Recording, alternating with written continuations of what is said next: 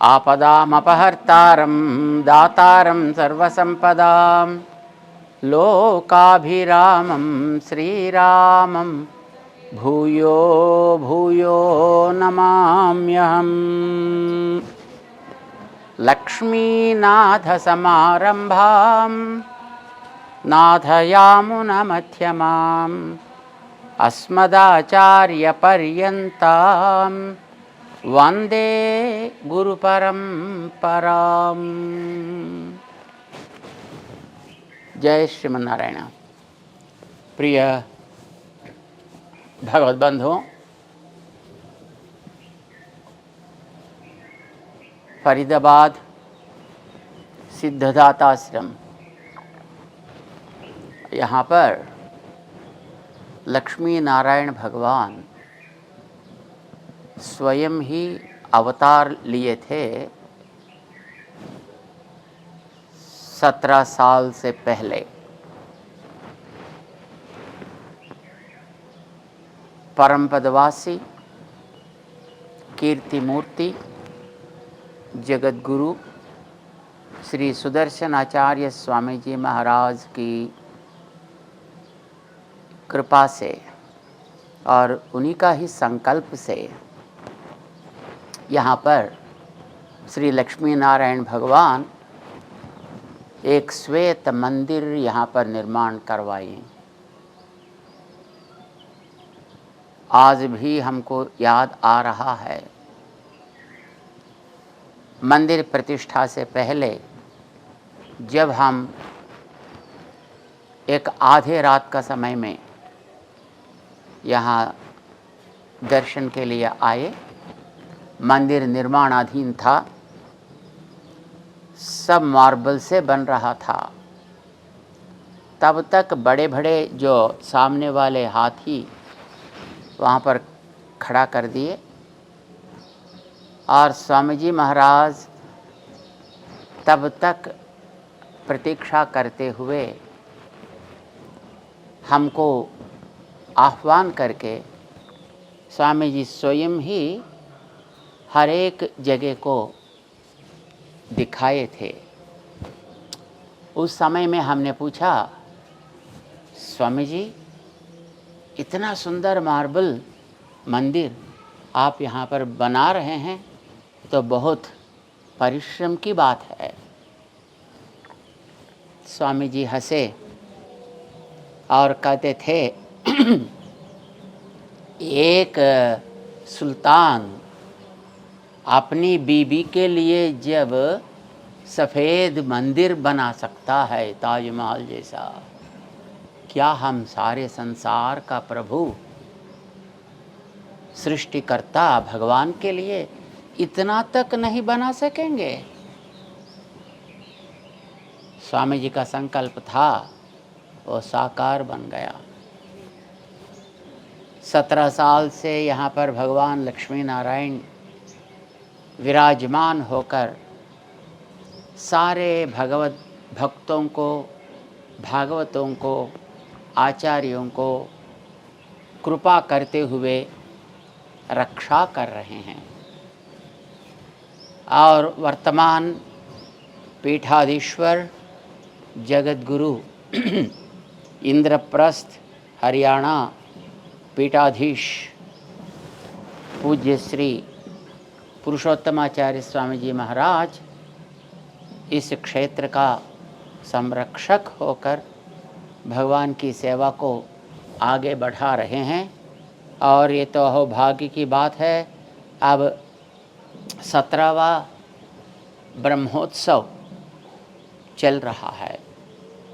इस कार्यक्रम में सहभागी बनने के लिए हमारा मन बहुत लालायित था, परंतु यहाँ भाग्यनगर में दिव्य साकेत क्षेत्र का भी 15वां ब्रह्मोत्सव अभी चालू है। आज यहाँ उत्सव का 3रा दिन है, तो इसीलिए हम यद्यपि साक्षात नहीं आ सकें, फिर भी इस इलेक्ट्रॉनिक माध्यम के द्वारा आपके साथ थोड़ी देर रहकर भगवान का दर्शन मन से पाकर आप सबके साथ कुछ मुलाकात करके हम भी धन्य बने, इस संकल्प से हम अभी आपके साथ हैं। बंधुओं, ब्रह्मोत्सव, पवित्रोत्सव और अध्ययनोत्सव, कोई भी एक मंदिर पूर्ण मंदिर होता है, यानी आगम विधि विधान के अनुसार प्रतिष्ठित होता है, तो उसमें इन 3 प्रकार का उत्सव अवश्य ही मनाते हैं। एक है ब्रह्मोत्सव बोलते हैं, जो अब हम लोग मना रहे हैं। दूसरा होता है पवित्रोत्सव, तीसरा होता है अध्ययनोत्सव। ब्रह्मोत्सव जो है भगवान का अवतार दिवस को स्मरण करते हुए भगवान को एक बार हैप्पी बर्थडे टू यू बोलने के लिए, यानी उनका अवतार का शुभकामनाएं व्यक्त करने के लिए, कृतज्ञ होकर भगवान की सेवा हम करने के लिए एक मौका देती है। ब्रह्मोत्सव का तात्पर्य ये होता है कि भगवान की वास्तविक स्थिति को हम पहचान कर उनको कृतज्ञ बनकर रहना। सृष्टि किया भगवान ने, और जितने भी प्राणी हुए उन सब के अंदर विद्यमान होकर भगवान सारी जगत की रक्षा कर रहे हैं। अपना स्थान में रहते हुए भी हर एक प्राणी, चाहे वो बड़े हो, छोटे हो, मोटे हो, कोई भी हो, उनके अंदर भी विद्यमान होकर भगवान सबकी रक्षा कर रहे हैं। ये दिखाने के लिए यहाँ पर इस उत्सव में, ब्रह्मोत्सव में हवन करते हैं प्रतिदिन प्रातः सायंकाल में। और तत्पश्चात मुख्य उत्सव ये होता है, एक एक वाहन पे भगवान का आसन बनाकर और उस वाहन के साथ भगवान का जो विधि उत्सव, जिसको शोभा यात्रा बोलते हैं, वो निकालते हैं। आदिशेष का वाहन से आरंभ करते हैं, रथोत्सव तक चलाते हैं, और इस बीच में अवकाश के अनुसार जितने भी वाहन मिलते हैं उन वाहनों के ऊपर प्रातः सायंकाल 2 वेला में भगवान की यात्रा कराते हैं। और कराते हुए भगवान से विनती भी करते हैं कि भगवान आप इन प्राणियों की रक्षक बनकर रहते हैं।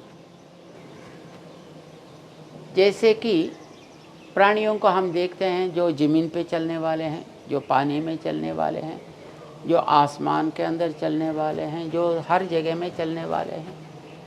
कुछ प्राण से रहते हैं, कुछ चीज़ प्राण रहते हुए भी नहीं देखते हैं। जैसा वृक्ष है, वो तो प्राण है उसमें, सिरे बढ़ता है, लेकिन चलता नहीं है, उसको स्थावर बोलते हैं। और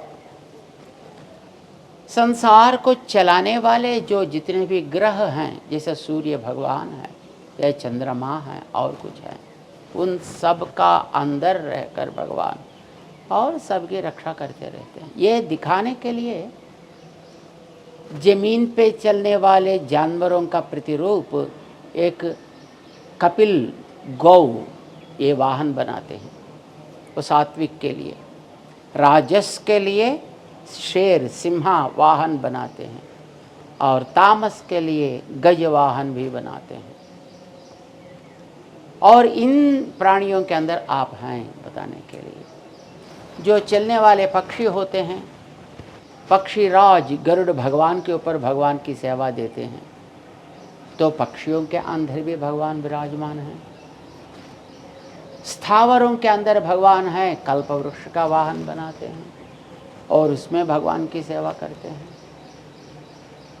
ग्रहों के अंदर है, ग्रह 2 प्रकार के होते हैं, कुछ स्वयं प्रकाश ग्रह होते हैं और कुछ गोल स्वयं प्रकाश नहीं होते हैं, दूसरों का प्रकाश से आप प्रकाशमान होते हैं। जैसे चंद्रमा है,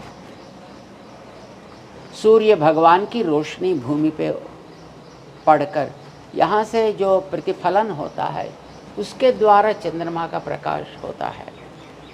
तो चंद्रवाहन बनाते हैं, सूर्यवाहन बनाते हैं, चंद्र प्रभा, सूर्य प्रभा ऐसा बोलते हैं। उसके अंदर भगवान हैं।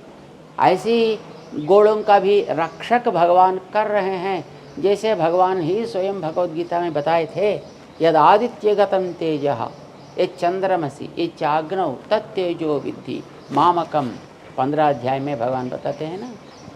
तो वैसे ही हर एक वस्तु के अंदर है भगवान और चलाते हैं। अवश्य ही इस बात को जानकर उनको कृतज्ञ होकर रहने के लिए ये ब्रह्मोत्सव मनाते हैं। अंत में इस मानव का प्रतीक रथ बनाकर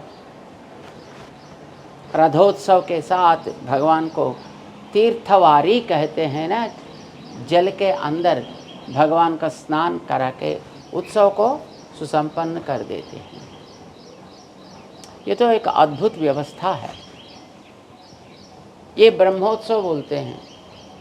साल भर यद्यपि अच्छी तरह हम करने की चेष्टा करते हैं, लेकिन है तो मानव, त्रुटियां तो होते ही हैं। ऐसी त्रुटियों को उपशमन करने के लिए एक एक दिन के लिए एक एक आराधना के रूप में 360 आराधना 3 दिन में कर लेते हैं, या 9 दिन में करते हैं, या तो 20 दिन में, तो 1 महीने तक करते हुए जो उत्सव मनाते हैं उसको बोलते हैं पवित्र उत्सव। प्रायः वो तो सावन या अश्विन कार्तिक मास का पूर्णिमा तक चलता है, 3, 4, 5 ऐसा नियम से। और अध्ययनोत्सव भगवान का प्यार बढ़ने के लिए, भगवान की प्रीति बढ़ने के लिए ही करते हैं। जो वैकुंठ एकादशी के आगे और पीछे अवकाश के अनुसार 3 दिन या 5 दिन या 10 दिन या तो 20 दिन ऐसे एक उत्सव जैसा मनाते हैं, जिसको बोलते हैं अध्ययन उत्सव, जिसमें सारे भक्तगण जो होते हैं, दिव्य सूरी जो होते हैं, आழ்वार जिसको बोलते हैं, उन लोगों की गाथाओं को भगवान को सुनाकर भगवान की प्रीति को बढ़ाने की चेष्टा करते हैं। ये तो अध्ययन उत्सव बोलता है। ऐसे 3 उत्सव प्रधान होते हैं। उनमें अब यहाँ पर हमारे प्रियतम पुरुषोत्तमाचार्य स्वामी जी महाराज का तत्वावधान में इस महोत्सव यानी 15वां 17वां भगवान का ब्रह्मोत्सव यहाँ लक्ष्मी नारायण दिव्य धाम में अभी धूमधाम से चल रहा है। इसको अच्छी तरह भगवान चलाएं, सारे भक्तों के ऊपर अपनी कृपा करें, भक्तों की कामनाओं को पूरा करें और भक्तों की संपत्ति को बढ़ा दें और इस देश की रक्षा करने के लिए सबको तैयार करें। इस संकल्प से हम आप सबको भी बहुत बहुत मंगलाशासन करते हैं। जय श्रीमन नारायण।